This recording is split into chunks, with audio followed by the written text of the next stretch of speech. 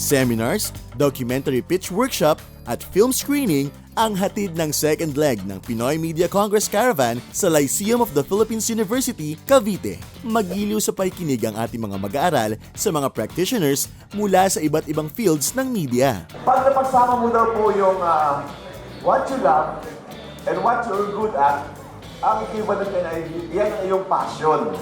Bumisita rin ng ilang kapamilya artists na ikinatuwa ng mga estudyante. Inimbitahan din natin silang makibahagi sa class project Intercollegiate Mini Documentary Competition Year 3.